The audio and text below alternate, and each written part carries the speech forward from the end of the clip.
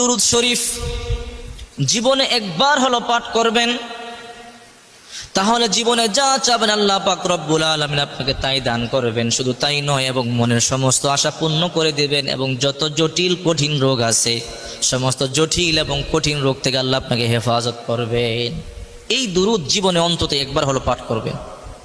যত জটিল এবং কঠিন রোগ আছে, সমস্ত রোগ থেকে আল্লাহ পাক রব্বুল আলামিন আপনাকে পরিত্রাণ দান করবেন, গোপন রোগ থেকে পরিত্রাণ দান করবেন।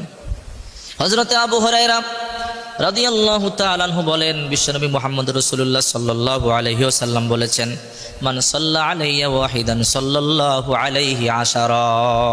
যে ব্যক্তি নবীর উপরে একবার দুরূদ পাঠ করবে, আল্লাহ পাক রব্বুল আলামিন তার উপরে 10টি রহমত নাজিল করেন। একবার দুরূদ আপনি পাঠ করবেন, 10টি রহমত।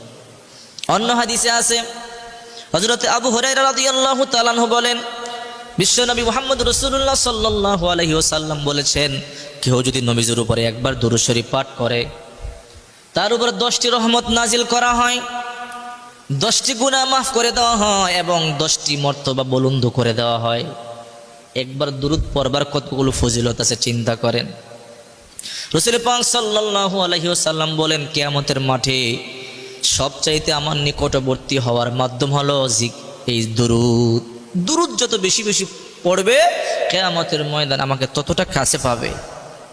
দুনিয়াতে একদল ফেরেশতা আছে যারা সারা পৃথিবীতে ঘুরে বেড়ায়, যারা বিশ্বনবী মুহাম্মদ রাসূলুল্লাহ সাল্লাল্লাহু আলাইহি সাল্লামের উপর দুরূদ পাঠ করে, এই দুরূদগুলো তারা মদিনায় রাসূলের কাছে নিয়ে পৌঁছে দেয়। আপনার নাম, আপনার বাবার নাম, এলাকার নাম, আপনার ঠিকানা সহ রাসূলের কাছে পেশ করা হয়। সুবহানাল্লাহ। এই জন্য বেশি বেশি দুরূদ পাঠ করবেন। দুরূদের ফজিলত অপরসীম। রাসূল পাক সাল্লাল্লাহু আলাইহি ওয়াসাল্লাম বলেন, যে আমার উপরে বেশি বেশি দুরূদ পাঠ করবে, কিয়ামতের ময়দানে আমি তাকে সুপারিশ করব, তার উপরে আমার সুপারিশ ওয়াজিব হয়ে যায়।